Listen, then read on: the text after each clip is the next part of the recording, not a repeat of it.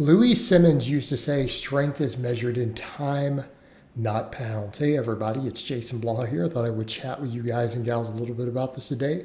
If you guys would though, please remember to click like down below the video. I would greatly appreciate it. Also follow me and subscribe if you haven't, and please leave me a comment down below. Thank you so much. So onto this topic, there's a lot to be said about this.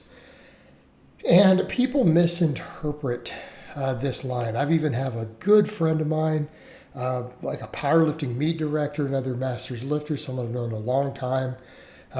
We've actually had a good online relationship as a friend, so we've chatted regularly over the years. He even called me up when he was directing a meet where one of my lifters was to check in with me on some stuff with him. So yeah, good guy all around.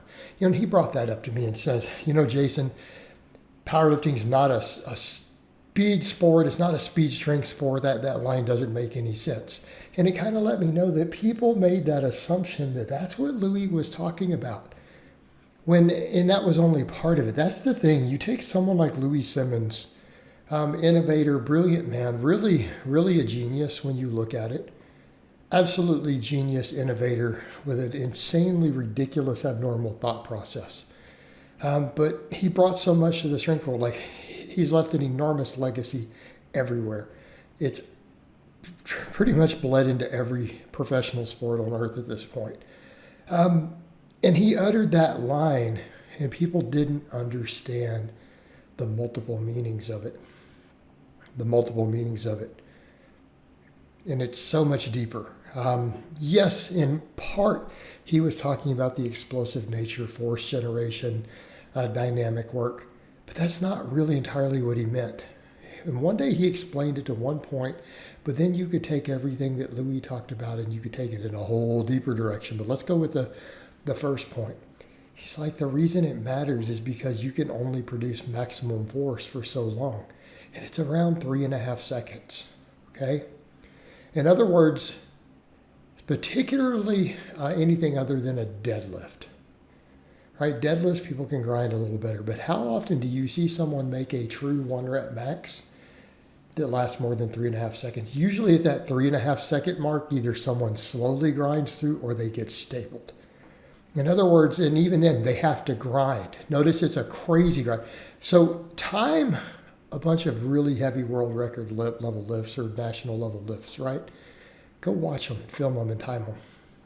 He saw this stuff every day in and day out in his gym. Coached over 100 world record holders. What do you notice at about 3.2 to 3.5 seconds?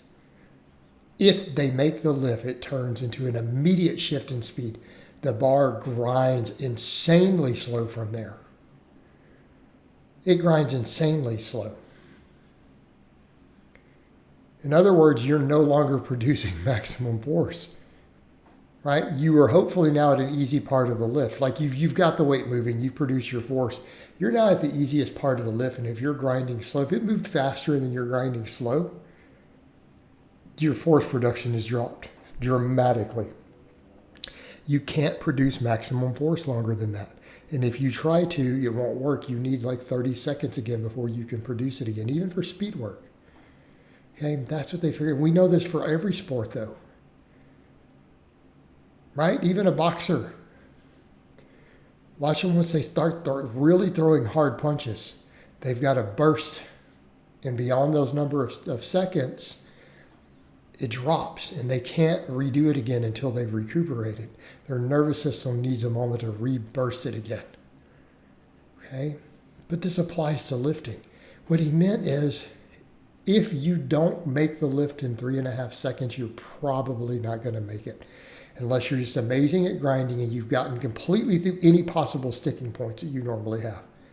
Okay? You're out of your sticking point. If you don't make it through your sticking point, you will miss the grind. Wherever your personal sticking point is on the lift, if you haven't blasted past it in about 3.2 to 3.5 seconds, you're going to fail the lift. Every time, no matter how strong you are. Okay? But it's measured in time, not pounds. because you can produce maximum force at long. And the same thing when you really do get good at speed work. You are producing maximum force once you've practiced it. You only do it at 3.5 seconds or so.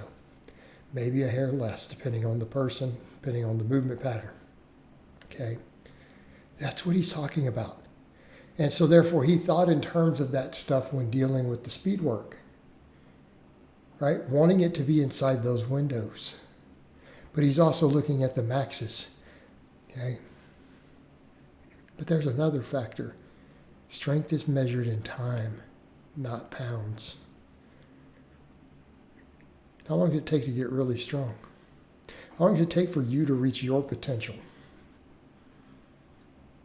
Ooh, I mean, John Hack's been doing it for decades, almost.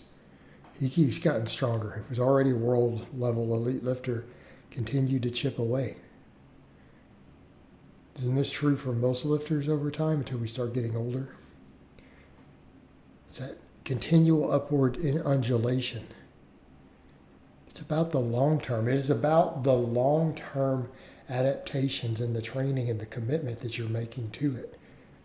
All right? It also talks about, another way to put it, Jim Wendler said this once in a podcast with some strength coaches, like some CrossFit strength coaches. And they were saying, you want to get really strong? Squat heavy once a week for the next 10 years and you'll get strong. Okay. Again, a profound statement. And they also said it doesn't even matter all the other stuff because you'll figure the rest out. As long as you consistently hit that heavy squat every week for 10 years straight, you'll be consistent and you'll figure the rest out as you go. As long as you do that part, it'll all kind of fall in place usually. Again, strength is measured in time, not pounds. Profound, absolutely profound statement. When you look at all of it, the force production in, how long can the nervous system fire? How long can you consistently put in the work year after year? This is all about time. Okay? Reminds me of an analogy I made a long time ago about bricks on a wall and the fight versus entropy with training adaptation. I made that a long time ago. People were like, what? That's crazy, but by God, it's accurate. All right, that's the idea. Understanding these models. But again, because you're also dealing with entropy, strength is measured in time, not pounds. All right, guys, but that's really all I have to say on that today. I hope it's been informative, and I'll talk to you guys and gals next time.